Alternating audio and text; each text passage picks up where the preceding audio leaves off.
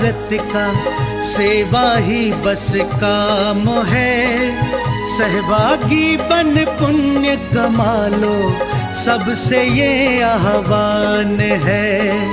प्रणम्य सागर गुरु महाराज की सोच का ये परिणाम है। सहभागी बन पुण्य कमा लो, सबसे ये आह्वान है, सबसे ये आह्वान है। अरहम योग प्रणेता ने ये पावन दीप जलाया है। साधर्मी का बने सहारा, बीड़ा ये ही उठाया है, बीड़ा ये ही उठाया है। चलो उन्हें खुशियों से मिलाए, बड़ा पुण्य का काम है। सहभागी बन पुण्य कमा लो, सबसे ये आह्वान है, सबसे ये आह्वान है। जीवों के भोजन का प्रबंधन, असमर्थ बच्चों को शिक्षा, रोजगार की करें व्यवस्था।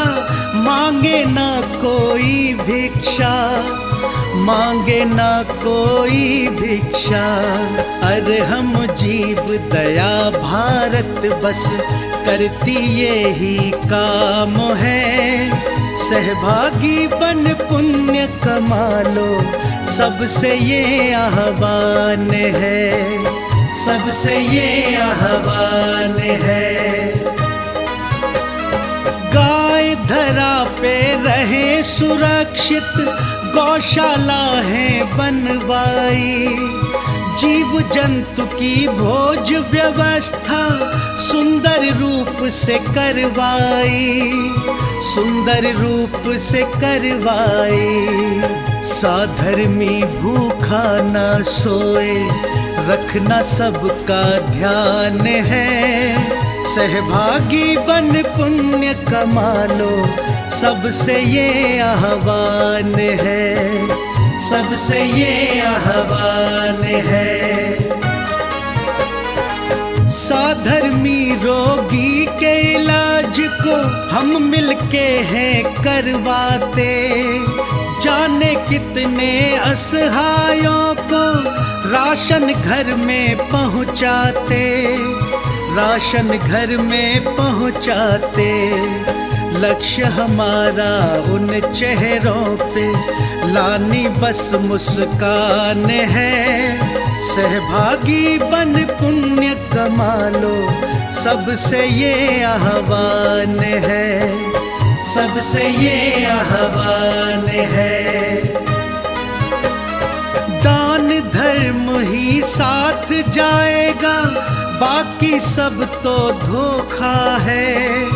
पुण्य के भागी बन जाओ, ये बड़ा ही पावन मौका है, बड़ा ही पावन मौका है। जुड़ के जीवन सार्थक कर लो, पावन ये अभियान है। सहभागी बन पुण्य कमा लो, सबसे ये आह्वान है, सबसे ये आह्वान है।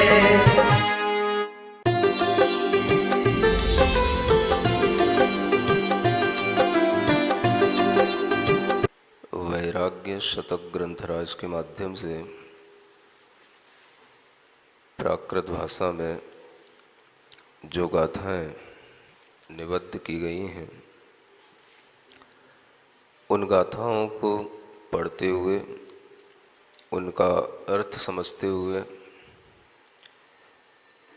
और उन गाथाओं के अनुसार अपने अनुभव को भी उससे जोड़ते हुए यदि हम चलते हैं तो ग्रंथ का जो ध्येय है, अभिधेय है, वो हमारे पास तक पहुंचता है। इसी हेतु हम गाथाओं को पढ़ते हुए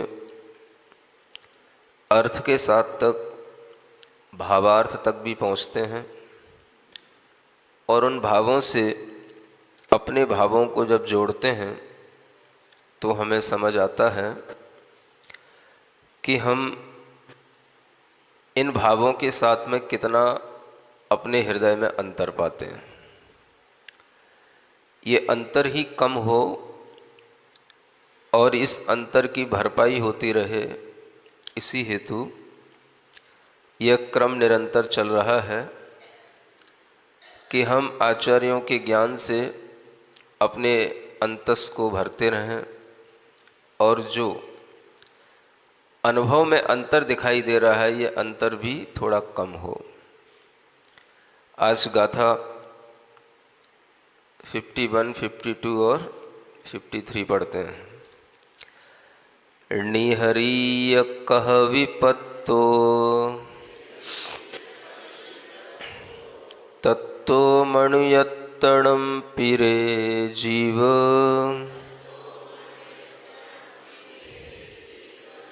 तत्थ विजिणवर धम्मो पत्तो चिंतामणि सरिच्छो पत्ते वितम्मिरे जीव कुणसि पमायं तुमं तयं चेव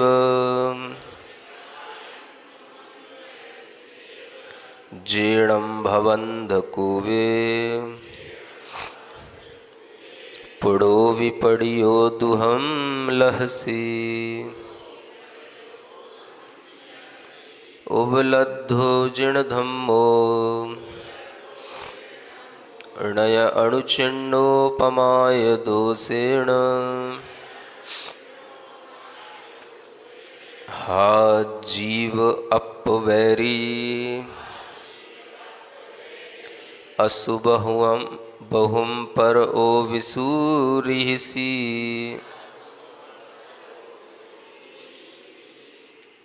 इन गाथाओं में पिछली गाथा के साथ में भाव जोड़ते हुए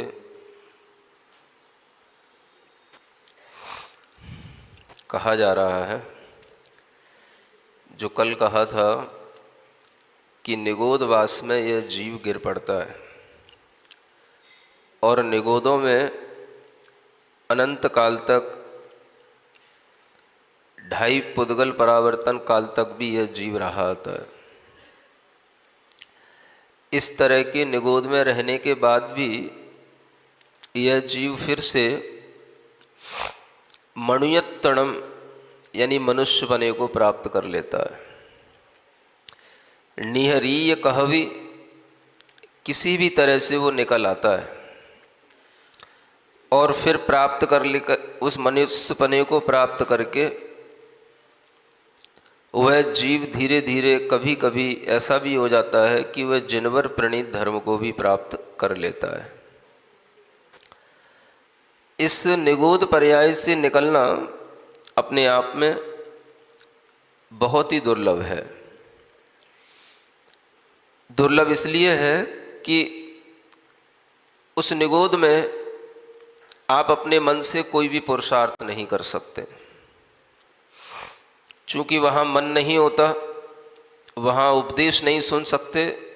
एक इंद्रिय जीव की पर्याय होती है, ऐसी उस पर्याय में से अपने आप निकल आना ये बहुत कठिन काम है। जाना कठिन काम नहीं है, निकल आना उसमें से कठिन काम है। जब कोई उस पर्याय को प्राप्त कर लेता है तो उस पर्याय को प्राप्त करने के बाद में उसे जैसे किसी घोर अंधकार में कोई मूर्छित हुआ पड़ा रहे, उसे होश नहीं रहता, ऐसी ही वो दशा होती है। दुख तो होता है, ये कल बताया था, लेकिन उस दुख को भी प्राप्त करके उस पर्याय को छोड़ने का पुरुषार्थ कर पाना, ये वहाँ पुरुषार्थ से नहीं होता। तो दुनिया में बहुत सी चीज़ें पुरुषार्थ से प्राप्त नहीं की जाती, भाग्य से प्राप्त होती हैं, जिसे हम दैव योग कहते हैं।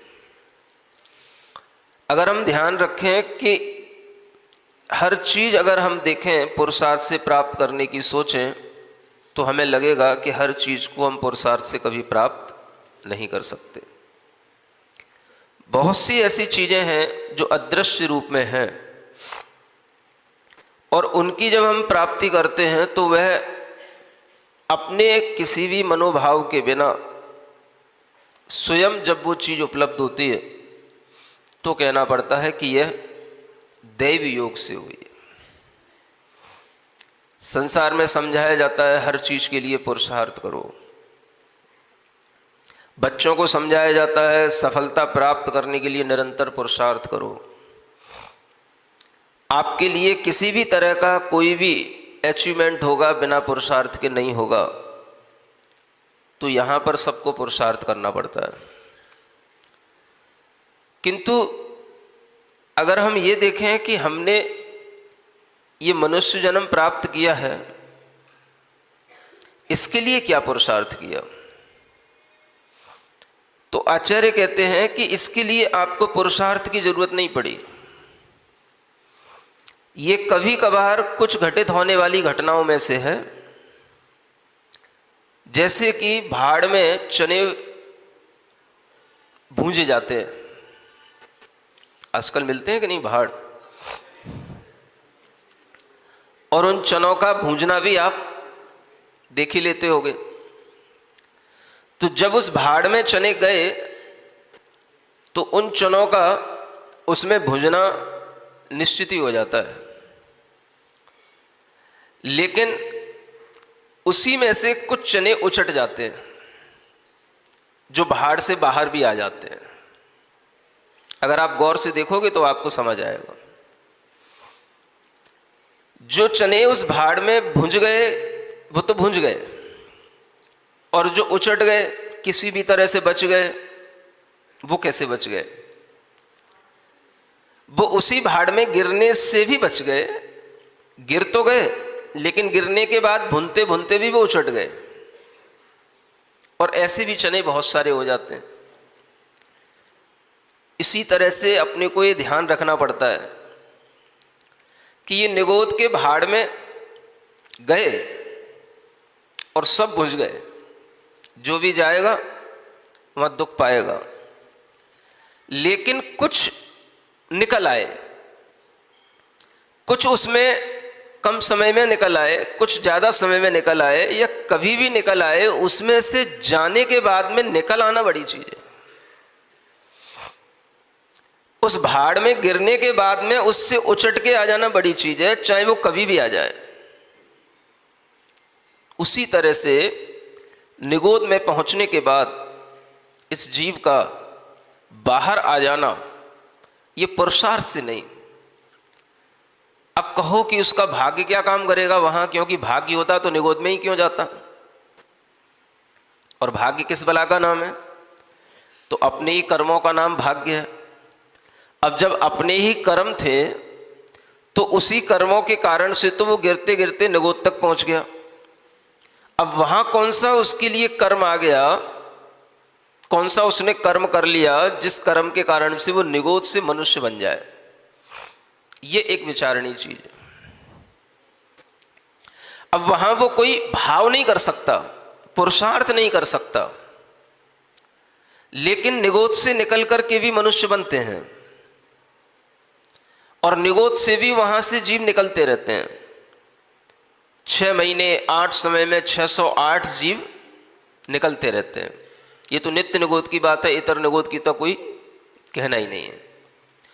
तो निगोद से भी जब जीव निकलते हैं तो वहां एक इंद्रिय पर्याय से वह निकल कैसे आया?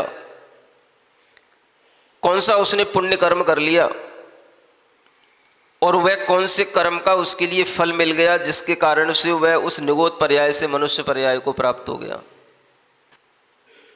अगर इस सारी स्थिति का आप विचार करें तो इसमें ना तो आपको कहीं कोई पुरुषार्थ दिखाई देगा, ना कहीं कोई आपको उसका कोई भाग्य काम कर रहा है ये दिखाई देगा। एक चांस की जो बात होती है वो तीसरी चीज एक सामने आती है। भाग्य तो वह होता है जिसे हम बनाते हैं और फिर उसका फल भोगते हैं।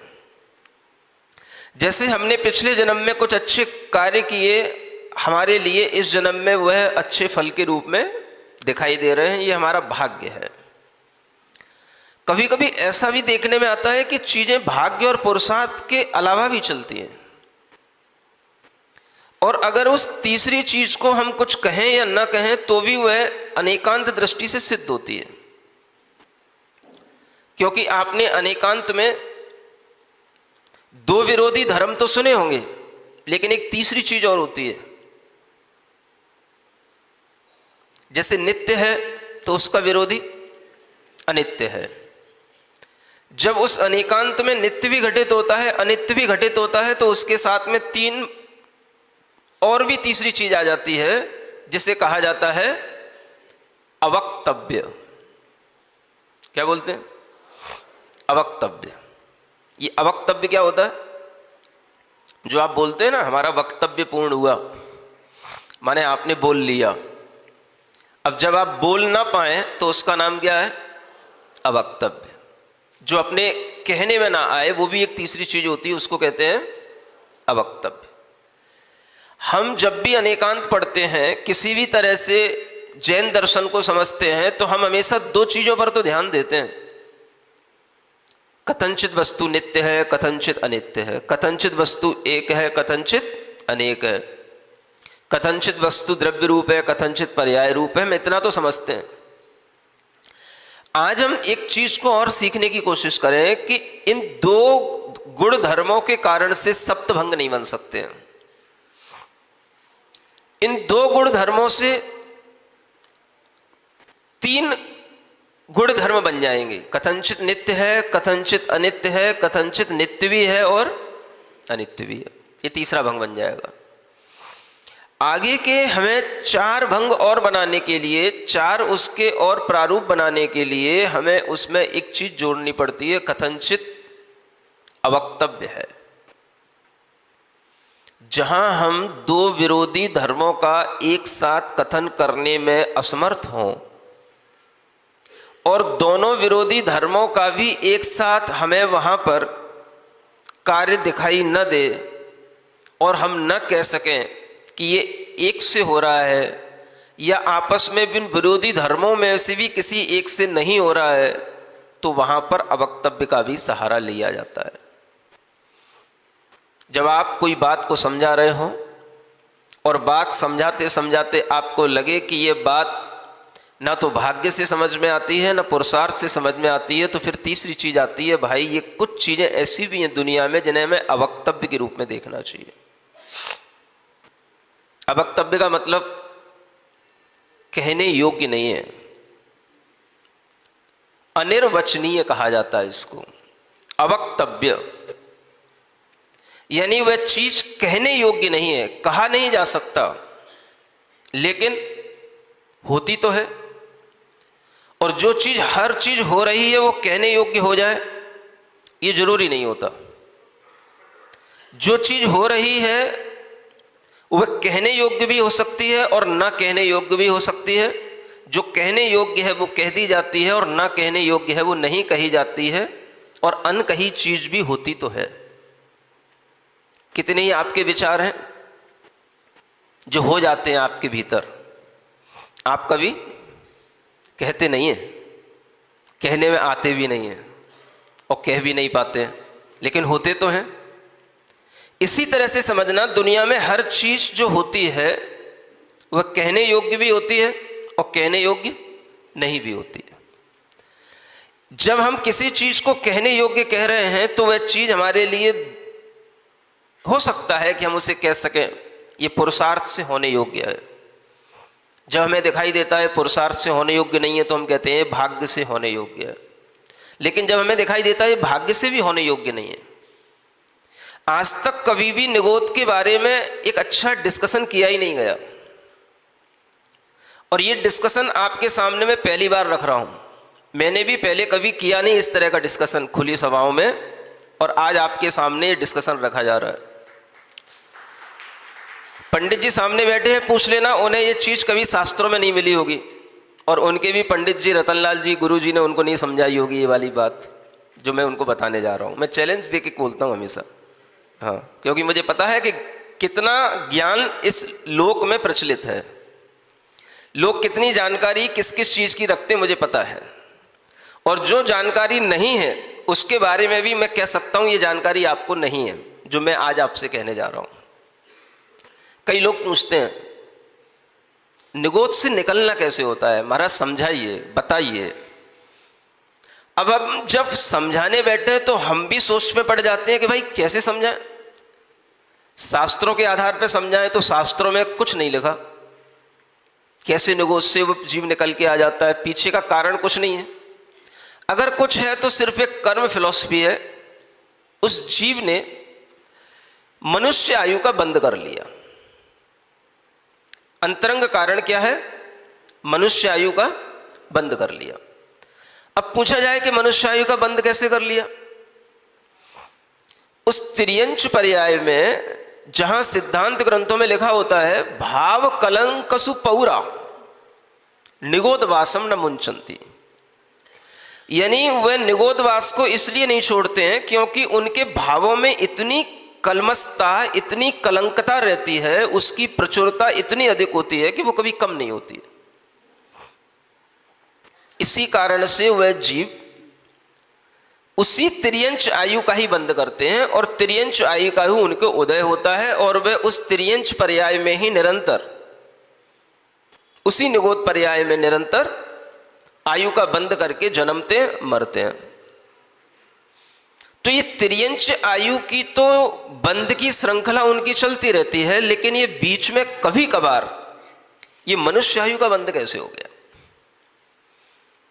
जब ये मनुष्य आयु के बंद की बात कहें तो हम कह सकते हैं भाई ये मनुष्य आयु का बंद भी अगर मनुष्य करेगा, कोई दूसरा पंचेंद्री करेगा तो हम कहते हैं भाई उसने स्वभाव मार्दवम च, स्वभाव से उसके अंदर मृदुता आ गई, मनुष्य आयु का बंद हो गया। अल्प आरंभ परिग्रहत्व मानुषस्य, अल्प आरंभ अल्प परिग्रह के भाव आए, मनुष्य आयु का बंद हो गया। अब वहां निगोद में वो क्या अल्प आयु, अल्प आरंभ और अल्प परिग्रह का भाव करेगा? वहां मनुष्य आयु के बंद होने का क्या कारण? पुरुषार्थ कर नहीं सकता, शुद्ध बुद्ध कुछ है नहीं। कर्म का उदय जिस तरह से आता है वही कर्म का उदय अगले कर्म के बंद के लिए कारण बनता रहता है, क्योंकि भावों में इतनी कलुषता है, इतना भावों में कलंक की प्रचुरता है कि वह उससे हट करके कुछ सोच ही नहीं पाता, कुछ भाव उसका दूसरा बन ही नहीं पाता।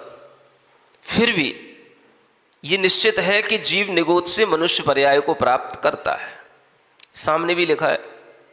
लेकिन यहां पर भी क्या कह के छोड़ दिया? एक शब्द डाल दिया, कहवी पत्तो। क्या बोल दिया?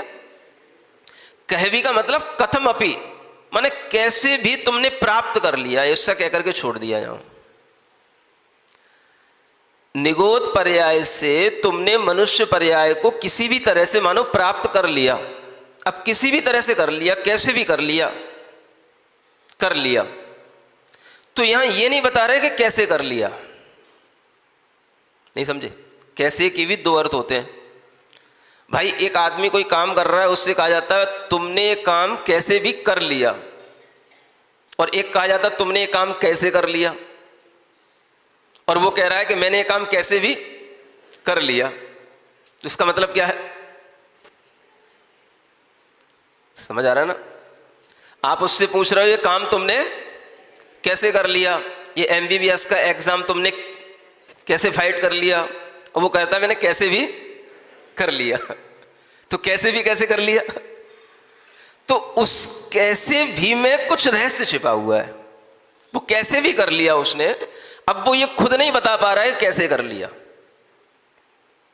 अगर वो कहे कि मैंने बहुत पढ़ाई की थी, बहुत लगन से पढ़ाई की थी, तो उसे पता है कि मेरे दोस्त और भी बहुत लगन से पढ़ाई करते हैं, लेकिन उनका सिलेक्शन नहीं हुआ, मेरा हो गया। तो ये भी नहीं कहने में आता है कि मैंने बहुत लगन से पढ़ाई की थी, बहुत पढ़ाई की थी, बहुत घंटों तक पढ़ा था इसलिए हो गया। फिर कहे कि मेरे भाग्य से हो गया, तो भाग्य से होता तो फिर भाग्य तो बहुत सारे लोगों का होता है, लेकिन सबका सिलेक्शन नहीं होता है, भाग्य होते हुए भी नहीं होता है। जो उस लाइन में चलेंगे उन्हीं का होगा। अब क्या कहा जाए, कैसे हो गया? तो जब कुछ कहने को नहीं बचता, असमंजस की जब स्थिति होती है, तो उसे क्या बोलते हैं? कैसे भी हो गया। मतलब हम आपसे स्पष्ट शब्दों में कुछ कह नहीं सकते। यूं नहीं कह सकते कि भाग्य से हो गया, कि हमारी मेहनत से हो गया, लेकिन हमें ऐसा लग रहा है कैसे भी हो गया। अब वो आप उसको चाहे गुरु कृपा कह लो, चाहे प्रभु कृपा कह लो, वो कृपा भी आपको एक शब्द ढूंढ लेने पड़ते हैं। जब हमें कोई चीज अपने भीतर से निर्णीत होकर के समझ में नहीं आती है, तो फिर हमारे पास एक ही सहारा रह जाता है, सब चीज ईश्वर की कृपा पे डाल दो, गुरु की कृपा पे डाल दो। तो ये एक तीसरा बहाना आदमी के पास होता है कि जब उसे कुछ समझ में ना आए तो फिर ईश्वर की कृपा से हो गया, गुरु की कृपा से हो गया। जबकि ये कोई चीजें नहीं है, ना ईश्वर की कृपा कोई चीज है, ना गुरु की कृपा कोई चीज है। लेकिन ये आदमी अपने अंदर एक विश्वास बना करके चलता है ताकि हमारे अंदर उनसे एक जुड़ाव बना रहे। बस इसका इतना ही मनोविज्ञान है, हमारा उनसे एक जुड़ाव बना रहे बस। और उस जुड़ाव को बनाए रखने के लिए वह उन चीजों को उनके ऊपर इसलिए भी रख देता है ताकि हमारे अंदर अहम की पुष्टि ना हो जाए। तो अपने अहम से बचने के लिए वो अपने बड़ों पर वो चीजें डाल देता है। ये तो डालने की बात हो गई, लेकिन वास्तव में वो कैसे हो रहा है ये उसको खुद भी समझ नहीं आ रहा है। और जब उसको समझ नहीं आता तो वो कह देता है, भाई मुझे पता नहीं, कैसे भी हो गया। मुझे लगता है इन आचार्यों को भी ये समझ नहीं आया, इसलिए इन्होंने भी यही कह दिया, कैसे भी प्राप्त कर लिया। नहीं समझ आया?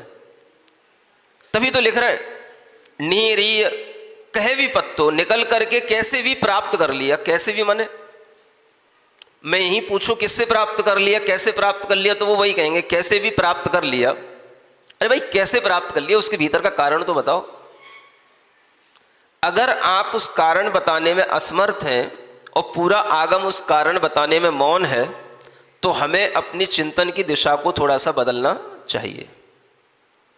और वही चिंतन की दिशा को बदलते हुए आज हम आपके सामने बात रख रहे हैं।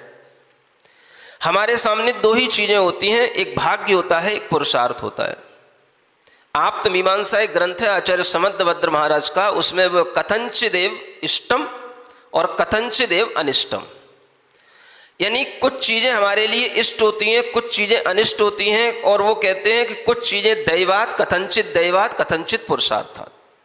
कुछ चीजें देव से होती हैं, कुछ पुरुषार्थ से होती हैं, लेकिन उसमें भी सप्तभंगी घटित की जाती है। सप्तभंगी का मतलब उसके 7 कॉम्बिनेशन बनते हैं।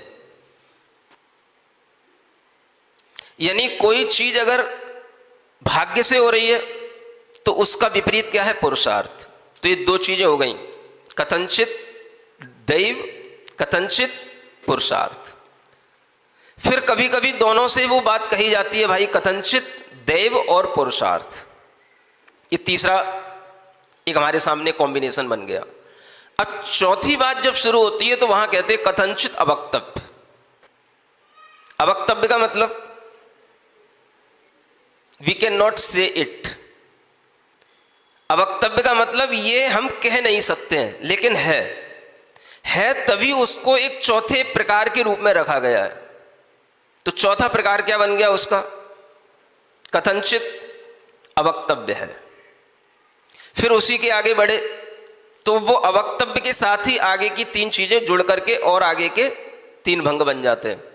कथंचित दैव अवक्तव्य, कथंचित पुरुषार्थ अवक्तव्य और कथंचित दैव पुरुषार्थ अवक्तव्य। ऐसे 7 काइंड्स ऑफ उसके जो ये कहना चाहिए प्रारूप बन जाते हैं। ये 7 प्रकार के बन जाते हैं और कोई भी चीजों के हम 7 ही भंग बना सकते, कॉम्बिनेशन बना सकते, इससे ज्यादा नहीं बना सकते।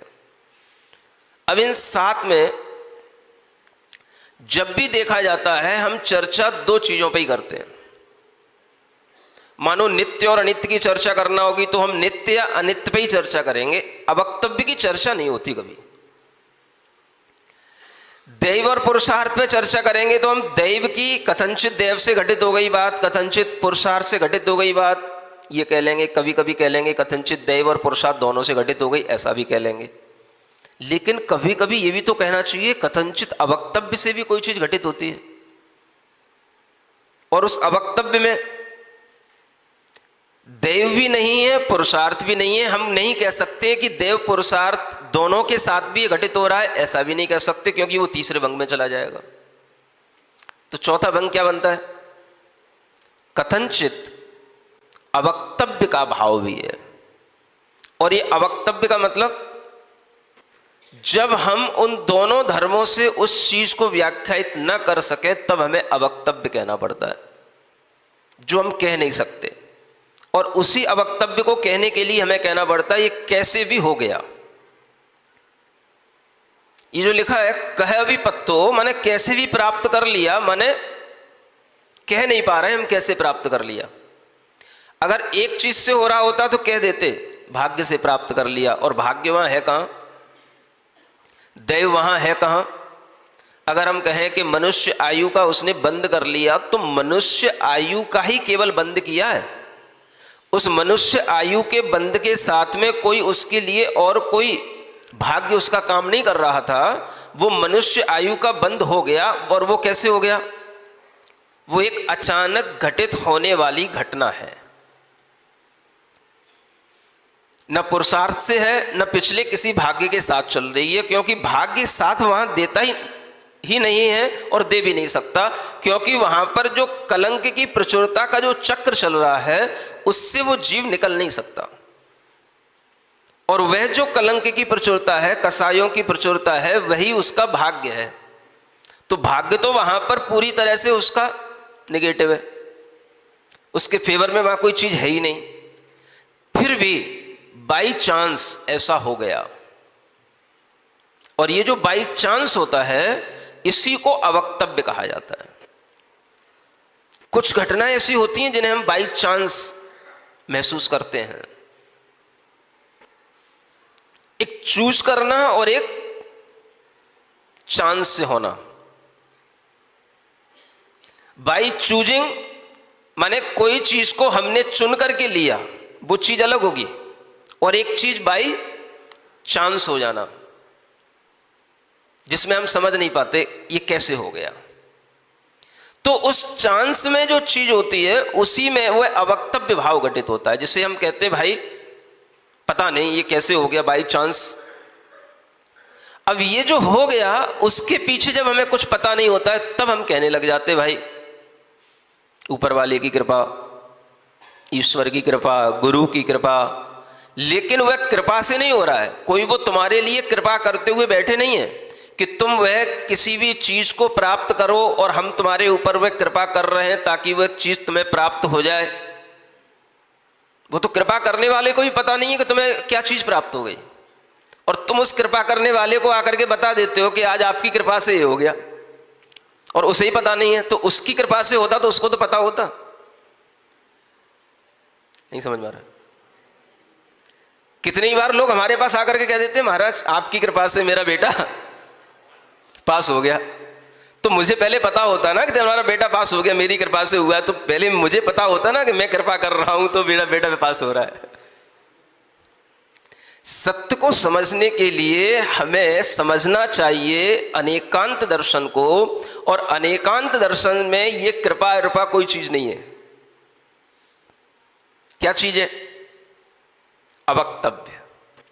हम कह नहीं सकते, हो तो गया, कैसे हो गया ये नहीं कहा जा सकता। अब ये आपका एक कृतज्ञता का भाव हो सकता है, आपके अंदर एक ग्रेटिट्यूड का भाव हो सकता है, जो आप कह दो हां आपकी कृपा से हो गया। लेकिन हुआ क्या? वो अवक्तव्य है। इस अवक्तव्य भाव को अगर हम ध्यान में रखें तभी हम समझ सकते हैं कि निगोद से निकलने का कारण क्या है। वहां उसका कोई भाग्य उसके साथ में नहीं है, कोई उसका पुरुषार्थ साथ में नहीं है, और अगर कुछ बचता है तो ये अवक्तव्य बचता है बस। इस चौथे भंग को हम कभी भी हाईलाइट नहीं करते, इसकी कभी चर्चा नहीं करते। अगर कभी न्याय की चर्चा होती है तो हम थोड़ा दो धर्मों की चर्चा तो कर लेते हैं, लेकिन हम इस अवक्तव्य तक अपनी गति नहीं पहुंचाते। कहा नहीं जा सकता कैसे निकल के आ गया वो, भाड़ में जाकर के भी वो चना कैसे आ गया बाहर। वो वहां पर भाड़ वाला उसको शायद वो अपना कलछुली लेकर के, क्या बोलते उसको, बड़ा झारी लेकर के वो उसमें से वो निकाल रहा होगा, इसलिए निकल के आ गए होंगे। माने उसके पुरुषार्थ से निकल के आ गया क्या? बाकी सब ढेर सारे तो उसी में भूनते रहे वो, और वो कुछ कैसे उचट के आ गए। तो वह जो उचट के आ गए, इसी को कहा जाएगा कि हम कुछ कह नहीं सकते कैसे आ गए। इसी को आचार्य कहते हैं अवक्तव्य। इस अवक्तव्य को अगर आप समझ लोगे तो फिर आपको ये वक्तव्य देने की भी जरूरत नहीं पड़ेगी प्रश्न रूप में कि आखिर उस निगोद जीव से यह जीव कैसे निकल करके आ जाता है, कैसे मनुष्य आयु का बंद कर लेता है। इसके पीछे कोई भी वक्तव्य नहीं है, आगम का कोई भी वक्तव्य नहीं है, किन्हीं आचार्यों का कोई भी वक्तव्य नहीं है। और जब कोई वक्तव्य नहीं होता है तो हमें क्या कहना चाहिए? ये अवक्तव्य है। सुन रहे हो पंडित जी? समझ में आ रहा है?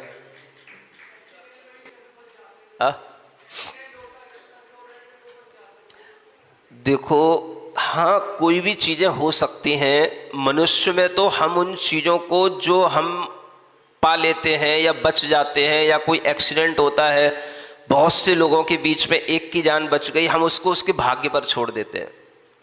इसलिए भी छोड़ देते हैं कि वो मनुष्य है, उसके पास भाग्य हो सकता है, क्योंकि वह अपनी आयु लेकर के आया है। हो सकता है वो अपनी अच्छी आयु लेकर के आया हो, वो अपना अच्छा पुण्य लेकर के आया हो। मनुष्य में तो भाग्य बनता है। आप सोचें कि निगोद में भाग्य भी नहीं है ना, वहां उसने कोई अच्छे कर्म करके वहां नहीं गया है। मनुष्य तो अच्छे कर्म करके बन जाएगा। जब अच्छे कर्म करके बनेगा तो उसके अच्छे कर्म उसके भाग्य के रूप में होंगे। निगोद में तो कोई भाग्य नहीं था जाने का, वो तो दुर्भाग्य है। अब दुर्भाग्य से भाग्य की प्राप्ति कैसे होना? इसलिए यहां पर होने वाली घटनाओं को हम केवल एक समझ ही सकते हैं, लेकिन उसको हम उस तरह से उदाहरण के रूप में नहीं ले सकते कि जैसे हमारे सामने कोई एक्सीडेंट हो गया और हम बच गए। तो बच गए तो हम कह देते हैं कि भाई हम अपने भाग्य से बच गए। हो सकता है आपका भाग्य उसमें हो, क्योंकि आपके पुराने अच्छे कर्म आपके साथ में हो, आपका भाग्य आपके साथ हो सकता है आपको बचा ले। लेकिन कभी ऐसा भी हो सकता है कि आप भाग्य के बिना भी बच गए हो। तो वो कैसे बचोगे? तो उसका नाम है बाई चांस। समझ आ रहा है?